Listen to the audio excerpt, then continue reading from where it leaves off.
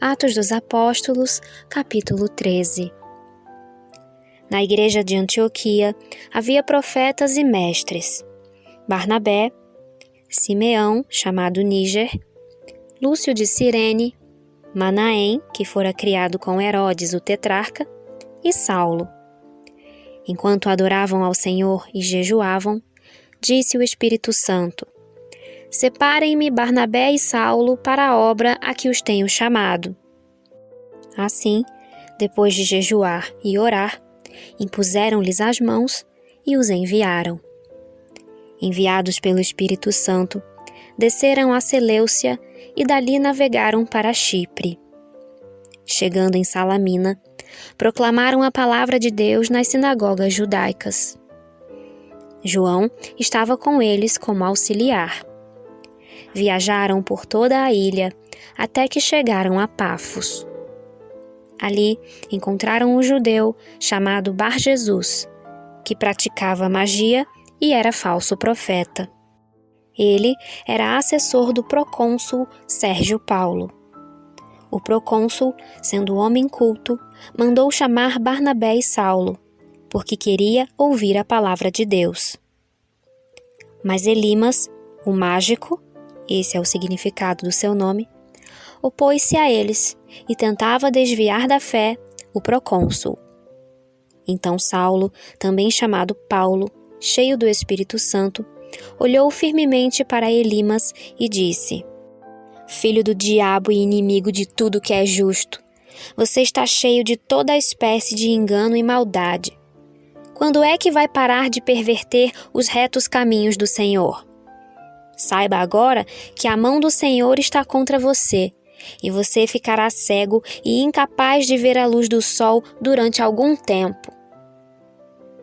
Imediatamente vieram sobre ele névoa e escuridão, e ele, tateando, procurava quem o guiasse pela mão. O procônsul, vendo o que havia acontecido, creu, profundamente impressionado com o ensino do Senhor.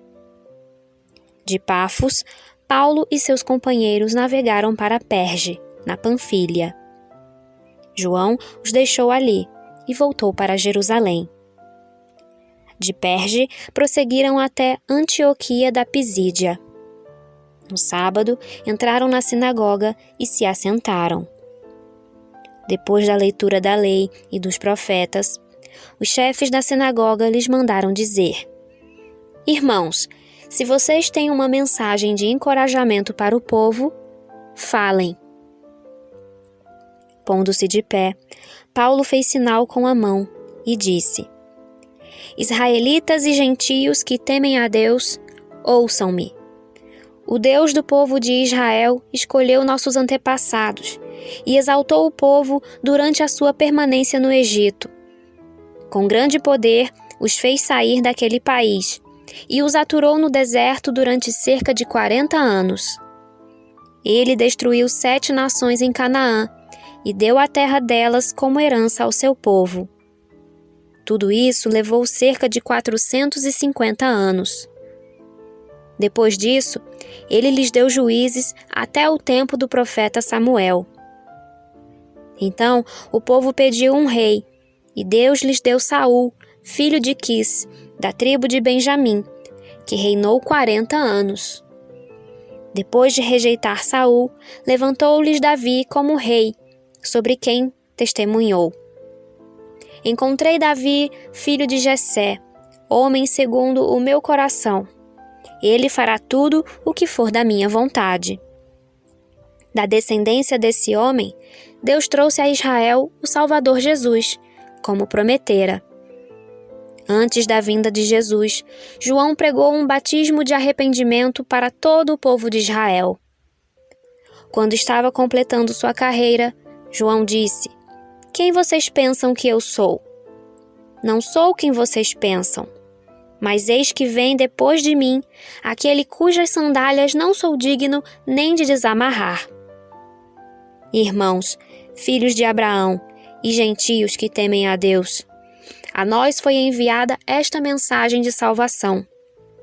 O povo de Jerusalém e seus governantes não reconheceram Jesus, mas ao condená-lo, cumpriram as palavras dos profetas, que são lidas todos os sábados. Mesmo não achando motivo legal para uma sentença de morte, pediram a Pilatos que o mandasse executar. Tendo cumprido tudo o que estava escrito a respeito dele, tiraram-no do madeiro e o colocaram num sepulcro. Mas Deus o ressuscitou dos mortos, e por muitos dias foi visto por aqueles que tinham ido com ele da Galileia para Jerusalém. Eles agora são testemunhas dele para o povo. Nós lhes anunciamos as boas novas. O que Deus prometeu a nossos antepassados, Ele cumpriu para nós, seus filhos, ressuscitando Jesus, como está escrito no Salmo 2. Tu és meu filho, eu hoje te gerei. O fato de que Deus o ressuscitou dos mortos para que nunca entrasse em decomposição é declarado nestas palavras: Eu lhes dou as santas e fiéis bênçãos prometidas a Davi. Assim ele diz noutra passagem: Não permitirás que o teu santo sofra decomposição.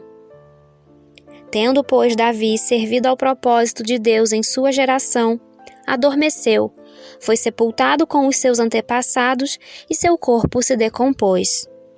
Mas aquele a quem Deus ressuscitou não sofreu decomposição. Portanto, meus irmãos, quero que saibam que mediante Jesus lhes é proclamado o perdão dos pecados. Por meio dele, todo aquele que crê é justificado de todas as coisas das quais não podiam ser justificados pela lei de Moisés. Cuidem para que não lhes aconteça o que disseram os profetas. Olhem, escarnecedores, admirem-se e pereçam, pois nos dias de vocês farei algo que vocês jamais creriam se alguém lhes contasse. Quando Paulo e Barnabé estavam saindo da sinagoga, o povo os convidou a falar mais a respeito dessas coisas no sábado seguinte. Despedida a congregação, muitos dos judeus e estrangeiros piedosos, convertidos ao judaísmo, seguiram Paulo e Barnabé. Estes conversavam com eles, recomendando-lhes que continuassem na graça de Deus. No sábado seguinte, quase toda a cidade se reuniu para ouvir a palavra do Senhor. Quando os judeus viram a multidão, ficaram cheios de inveja e blasfemando. Contradiziam o que o Paulo estava dizendo.